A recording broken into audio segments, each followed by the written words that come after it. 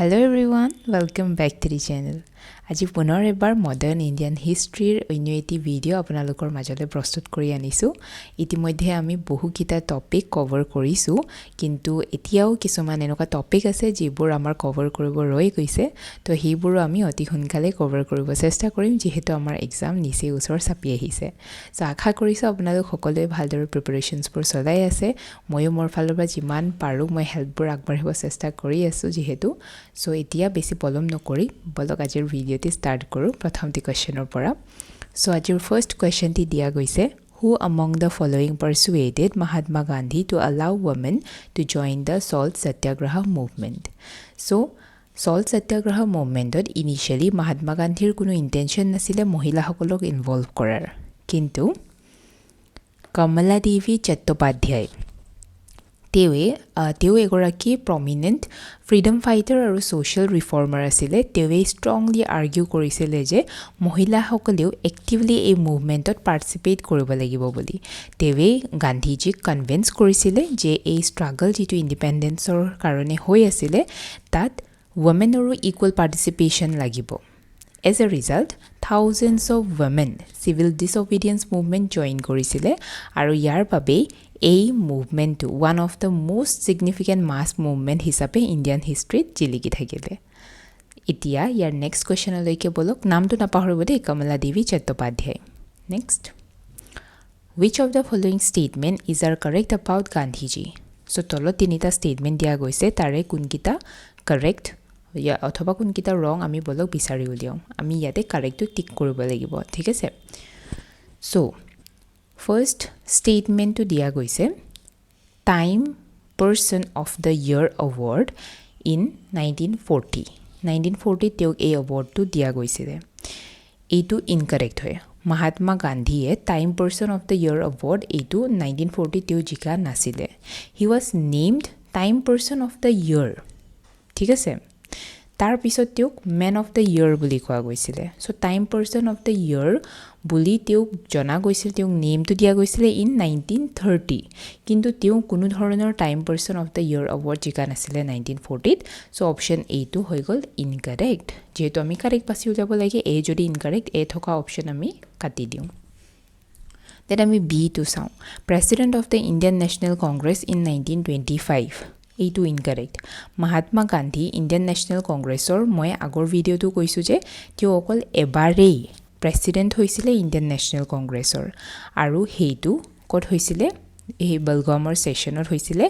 1924ত, 25ত নহয়, ঠিক আছে। এইবোৰ আপোনালোকে সৰু সৰু বস্তুবোৰ মনত থ'ব। চ' এতিয়া 1925ত যদি মহাত্মা গান্ধী নাছিলে তেনেহ'লে একো নাছিলে, সেনেকুৱা ধৰণৰ কুৱেশ্যন আহিব পাৰে। তো সেইটো 1925ত ইণ্ডিয়ান নেশ্যনেল কংগ্ৰেছৰ প্ৰেচিডেণ্ট আছিলে, ইয়াতে মই লিখি দিছোঁ, আপোনালোকে লিখি ল'ব, সৰোজিনী নাইডু, ঠিক আছে। তেওঁ আছিলে 1925ত। 1924ত আছিলে মহাত্মা গান্ধী। চ' ষ্টেটমেণ্ট বিটো ৰং হৈ গ'ল। চ' বি থকা ষ্টেটমেণ্ট কাটি দিয়ক, এটাই অপশ্যন বাচি যায় আমাৰ ডিটো, মানে ষ্টেটমেণ্ট চি কাৰেক্ট। তথাপি আমি এবাৰ চাই লওঁ বলক। Gandhi Irwin pact in 1931, yes, Gandhi Irwin পেক্টটো 1931, একজেক্ট ডেট ক'ব গ'লে 5 মাৰ্চ 1931, ঠিক আছে। এইটো এটা পলিটিকেল এগ্ৰিমেণ্ট আছিলে যিটো মহাত্মা গান্ধী আৰু ভাইচৰয় লৰ্ড আৰৱিনৰ মাজত হৈছিলে। চ' এইটো কাৰেক্ট। চ' এই কুৱেশ্যনতো আমি এনেকুৱা ষ্টেটমেণ্ট ধৰণৰ কুৱেশ্যন আমি বহুকেইটা ফেক্ট শিকিলোঁ। এতিয়াই দেখক ইয়াতে তিনিটা ষ্টেটমেণ্টৰ ভিতৰতে আমি বহুকেইটা ইনফৰ্মেশ্যন পালোঁ, সেইবোৰ আপোনালোকে ধুনীয়াকৈ নোট ডাউন কৰি থৈ দিব। Next, in which year did Mahatma Gandhi lead a successful mill workers strike in Ahmedabad? চ' ইয়াৰে কাৰেক্ট এনচাৰ কোনটো হ'ব, সেইটোৱে হৈছে option B, 1918। Ahmedabad mill strike 1918, এইটো গান্ধীজীৰ one of the earliest experiment আছিলে উইথ সত্যাগ্ৰহ ইন ইণ্ডিয়া। এই ডিছপিউটটো ষ্টাৰ্ট হৈছিলে যেতিয়া নেকি ৱৰ্কাৰ্ছবোৰক সেই ব্লেক বনাছ সেইটো উইথড্ৰ কৰি দিছিলে। তেতিয়াই গান্ধীজীয়ে ৱৰ্কাৰ্ছসকলৰ ডিমাণ্ডটো ছাপৰ্ট কৰিছিলে ফৰ এ ৱেজ ইনক্ৰিজ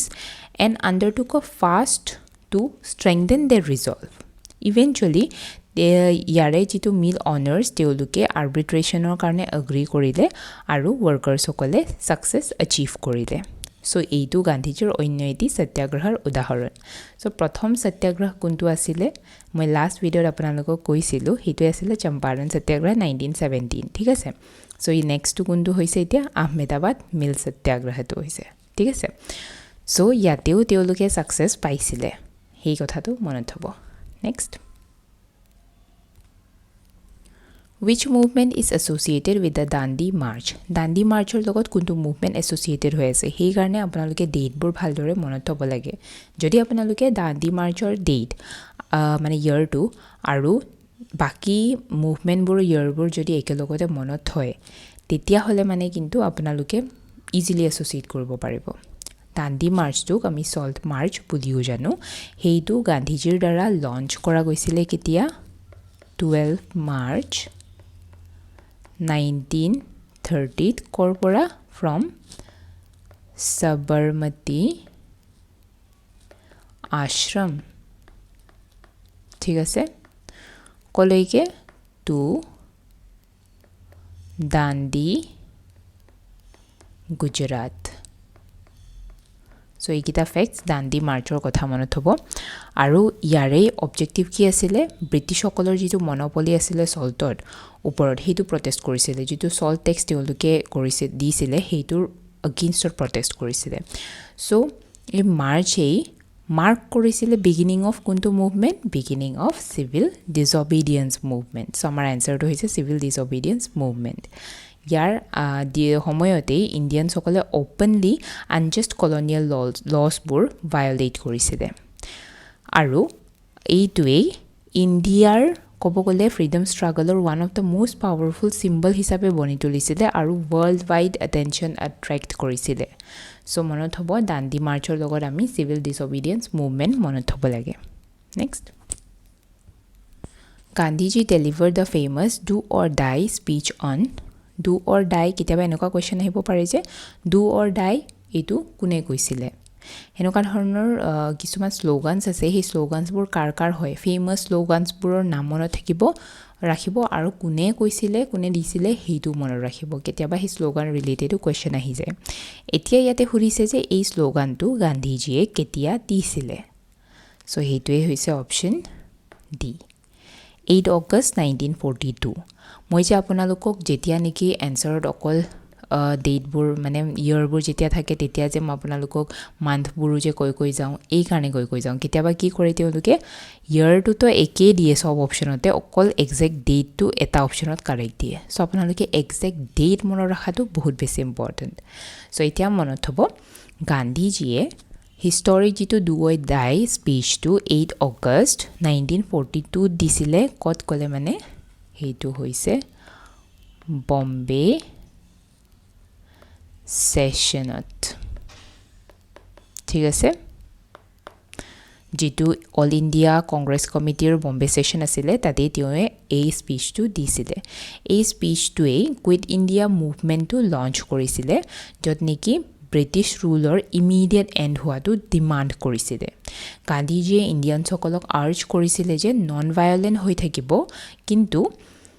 নিজৰ যিটো ষ্ট্ৰাগল ফৰ ফ্ৰীডম হেতুক লৈ ডিটাৰমাইন হৈ থাকিব লাগে বুলি সো যিটো স্লোগান ডু অৰ ডাই হেতু one of the most memorable calls হিচাপে মনৰ ৰাখা গৈছিলে তেতিয়াৰে পৰা for independence in Indian history so এতিয়া ডু অৰ ডাই স্লোগানটো কাৰ লগত মনত থাকিব কোনটো মুভমেন্টৰ লগত কুইট ইণ্ডিয়া মুভমেন্টৰ লগত নেক্সট এনেকৈ ক্ৰনলজিকেল অৰ্ডাৰত আপোনালোকে যদি লিংক কৰি হিষ্ট্ৰীৰ ইভেন্টছবোৰ যদি মনত ৰাখে তেতিয়াহ'লে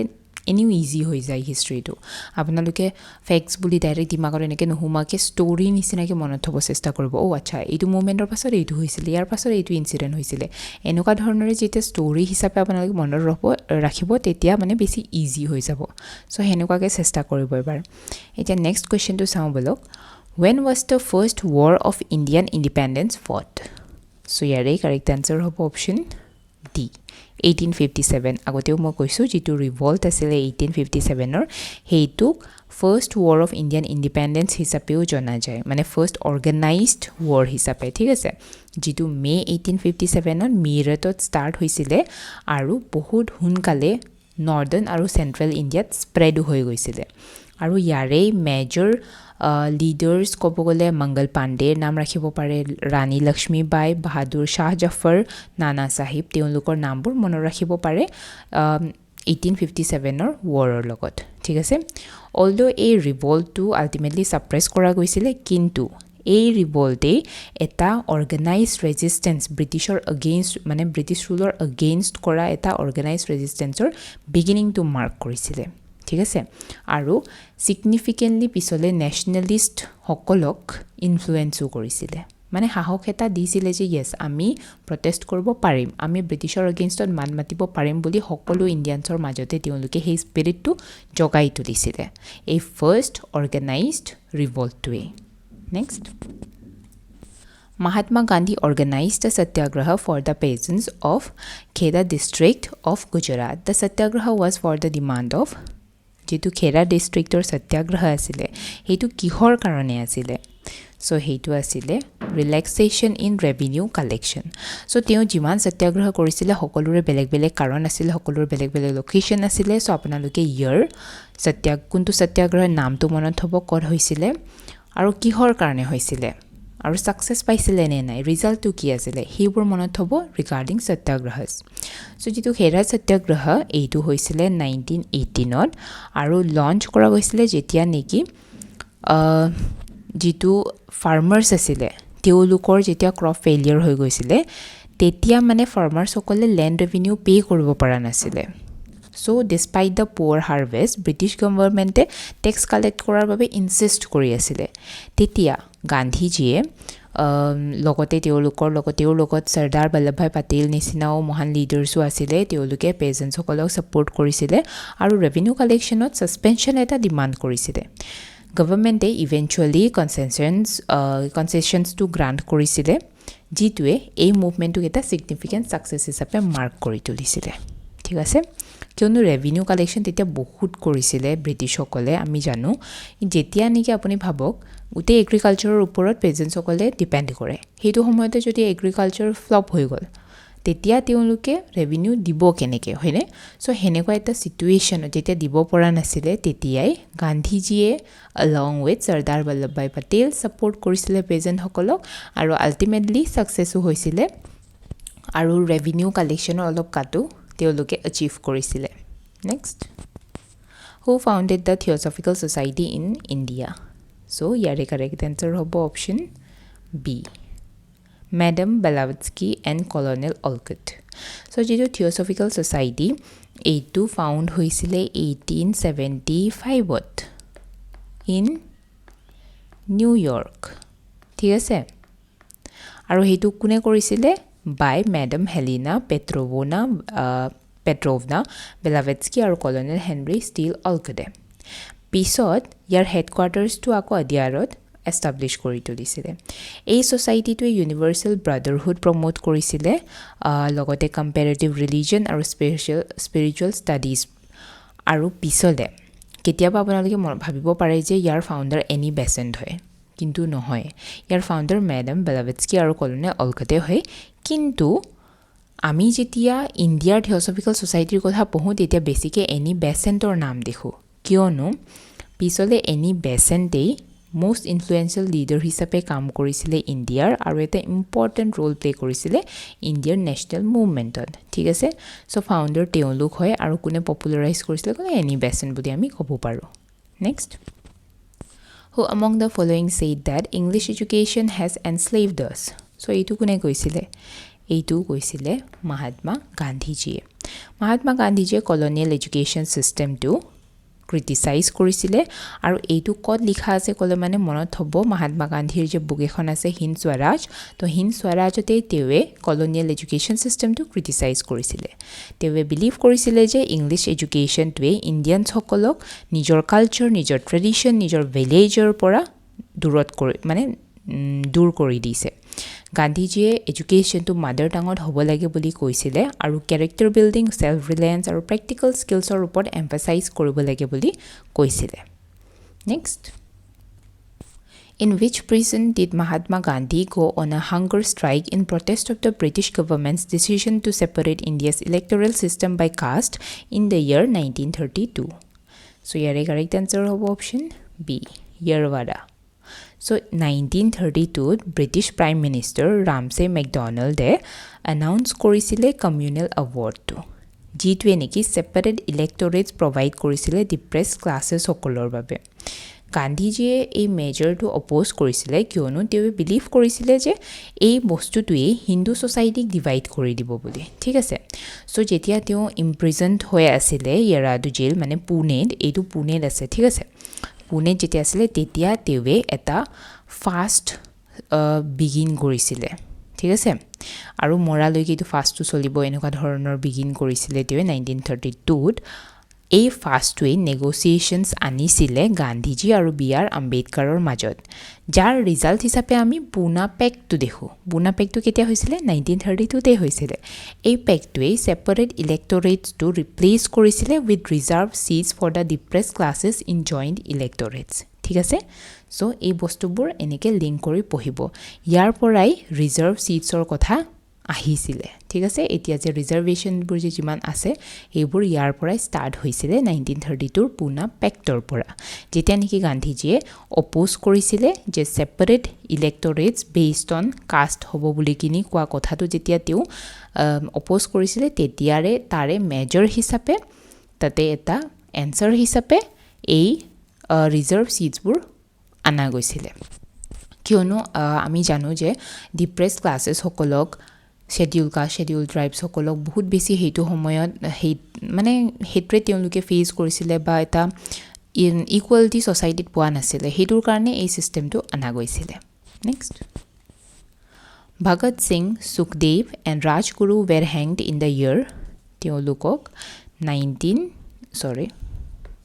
1931ত হেং কৰা গৈছিলে মনত থ'ব তেওঁ ব্ৰিটিছ গভৰ্ণমেণ্টৰ দ্বাৰা এক্সেক্ট ডেট ক'ব গ'লে 23rd মাৰ্চ 1931ত কৰিছিলে ক'ত ক'লে মানে লাহোৰ চেণ্ট্ৰেল জেইলত এই বস্তুটো মনত থ'ব next In which of the following years did the East India Company abolish the diarchy system of Bengal? So here correct answer hobo option A. 1772. So Diwani rights Bengal or jitu asile hetu obtain korar pisot in 1765 East India Company e dual government mane diarchy system Bengalot introduce korisile hetu bostu monot hobo tar pisot এই এৰেঞ্জমেণ্টৰ আণ্ডাৰত কোম্পানীয়ে revenue collect কৰিছিলে revenue যিটো Deewani system কৈছে যে সেই দিৱানীটো মানে revenue collect কৰিছিলে নৱাবসকলে এডমিনিষ্ট্ৰেশ্যন আৰু ল এণ্ড অৰ্ডাৰ হেণ্ডেল কৰিছিলে এই ছিষ্টেমে ইনইফেক্টিভ প্ৰুভ কৰিছিলে আৰু কৰাপশ্যন আৰু এডমিনিষ্ট্ৰেটিভ কনফিউজন বহুত বেছি হৈছিলে ইয়াৰ কাৰণে চ' ইন 1772 ৱাৰেন হেষ্টিঙে এই ডুৱেল গভৰ্ণমেণ্ট এই ছিষ্টেমটো কি কৰিছিলে এবলিছ কৰি দিছিলে আৰু এডমিনিষ্ট্ৰেশ্যন আনিছিলে directly under company control so' এই বস্তুবোৰ ভালদৰে মনত হ'ব নেক্সট হৈছে who was the first vice president of India so' প্ৰথমগৰাকী ভাইচ প্ৰেছিডেণ্ট আছিলে কোন তেওঁৱে হৈছে ডক্টৰ সৰ্বপল্লী ৰাধাকৃষ্ণনে প্ৰথমগৰাকী ভাইচ প্ৰেছিডেণ্ট হৈছিলে ইণ্ডিয়াৰ 1952ত আৰু 1962 লৈকে সাৰ্ভ কৰিছিলে তেওঁ এগৰাকী ডিষ্টিংগুইশ্ড ফিলছফাৰ আৰু এডুকেটৰ আছিলে পিছলে তেওঁ ইণ্ডিয়াৰ সেকেন্ড প্ৰেছিডেণ্টটো হৈছিলে হেতু হৈছে সেকেন্ড প্ৰেছিডেণ্ট কোনটো টাৰ্মটো হৈছে 1962 পৰা 1967 লৈকে তেওঁৰ বাৰ্থডে যেটো 5th ছেপ্টেম্বৰ হেতুৱে আমি টিচাৰ্ছ ডে হিচাপে এতিয়ালৈকে সেলিব্ৰেট কৰো next English East India Company acquired Diwani of Bengal in dash. So, here correct answer of option B. 1765. 1765 on Mughal Emperor Shah Alam II Diwani rights grant korisile Bengal, Bihar and Orissa to the East India Company through the Treaty of Allahabad. So, Treaty of Allahabad ki kotha koa goise kole mane ei bostu tu tatei dia goise. Diwani rights e company he authority tu disile jate teoluke ei provinces puror pora revenue collect koribo pare. Ei event tu e company transformation eta trading organization or pora loikini territorial aru political power loike hua tu mark korisile. এই বিগিনিংটো তাতেই mark হৈছিলে ঠিক আছে এনেকৈ লাহে লাহে কৰি তেওঁলোকে ইয়াতে ট্ৰেডিং অৰ্গেনাইজেশ্যনৰ পৰা লাহে লাহে টেৰিটৰিয়েল আৰু পলিটিকেল পাৱাৰ বনি গৈছিলে ইণ্ডিয়াত next Who was the first Indian to join the Indian civil services? তো তেৱেই হৈছে অপশ্যন এ সত্যেন্দ্ৰনাথ টেগৰ সত্যেন্দ্ৰনাথ টেগৰ তেওঁৰ প্ৰথম ইণ্ডিয়ান হৈছিলে যিগৰাকী নেকি Indian civil services examination qualify কৰিছিলে 1863ত বাকি ইয়াৰে ইম্পৰ্টেণ্ট ফেক্টছ যদি আপোনালোকৰ মনত থ'ব মন গৈছে তেতিয়াহ'লে মানে তেওঁ ৰবীন্দ্ৰনাথ টেগৰৰ এল্ডাৰ ব্ৰাদাৰ আছিলে তেওঁৰ ছাকচেছটোৱে বহুতো ইণ্ডিয়ানছক ইনস্পায়াৰ কৰিছিলে যাতে তেওঁলোকে এনেকুৱা ধৰণৰ হায়াৰ চিভিল চাৰ্ভিচৰ পোষ্টবোৰৰ নিচিনা পজিশ্যনৰ কাৰণে কম্পিট কৰিব পাৰে ঠিক আছে নেক্সট বাজিৰাও 1 and বাজিৰাও বালাল was the son of correct answer হ'ব পেশৱা বালাজী বিশ্বনাথ So, Bajirao 1 তেৱে পেশৱা বনিছিলে 1720 আৰু তেওঁকে one of the greatest military commanders হিচাপে জানা যায় ইণ্ডিয়ান হিষ্ট্ৰীত তেৱে সিগনিফিকেণ্টলি মাৰাঠা এম্পায়াৰটো এক্সপাণ্ড কৰিছিলে থ্ৰু আ চিৰিজ অফ ছাকচেছফুল কেম্পেইনছ আৰু ক'ব গ'লে তেওঁৰ কেৰিয়াৰত তেওঁ কেতিয়াও এটাও মেজৰ বেটল তেওঁ হাৰা নাছিলে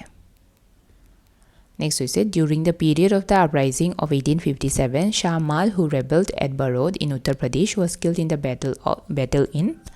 So your answer of option D, July 1857. Shah Mal, তেগৰাকী prominent peasant leader আছিলে বাৰাউডৰ সেই বাৰাউড মানে ক'ব গ'লে আপোনালোকে ভাবিছে চাগে ক'ত ইয়াত দিয়াই গৈছে উত্তৰ প্ৰদেশত ঠিক আছে তেৱে লোকেল ৰেজিষ্টেন্স অৰ্গেনাইজ কৰিছিলে ব্ৰিটিছ অথৰিটিৰ এগেইনষ্টত ডিউৰিং দ্য ৰিভল্ট অফ 1857 তেৱে ব্ৰেভলি ব্ৰিটিছ ফৰ্চেছসকলৰ এগেইনষ্টত তেওঁ ফাইট কৰিছিলে আৰু তেওঁ মাৰা গৈছিলে জুলাই 1857ত তেওঁ সদায় one of the most important regional hero হিচাপে এতিয়ালৈকে মনত থোৱা যায় ঠিক আছে নেক্সট হৈছে হু কইন দ্য ফ্ৰেজ সত্যাগ্ৰহ কোনে কইন কৰিছিলে সেইটোতো জানেই চাগে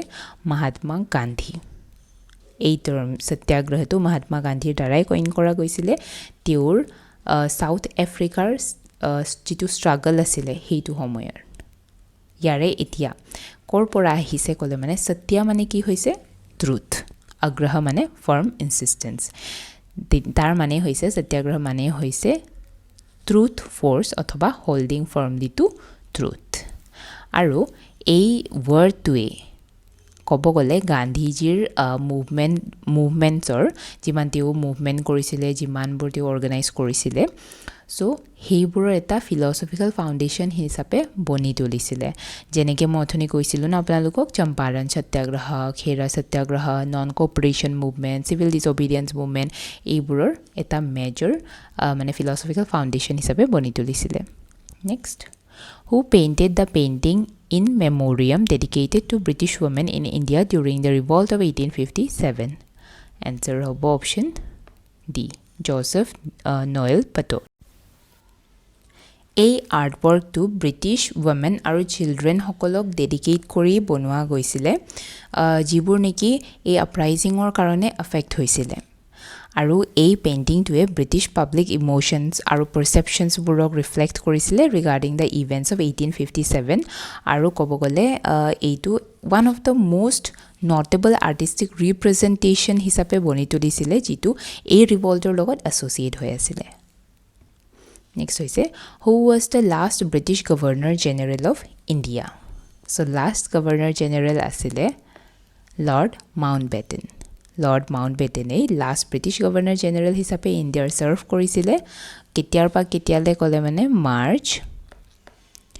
1947ৰ পৰা লৈ কিনি জুন 1948 লৈকে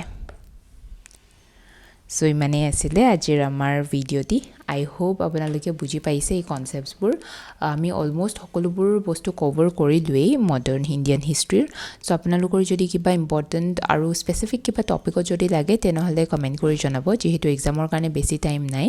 সো সেইবোৰৰ ওপৰত আমি ক্লিয়াৰলি ডিছকাছ কৰিব চেষ্টা কৰিম আজিলৈ আহিছোঁ thank you so' much for ৱাচিং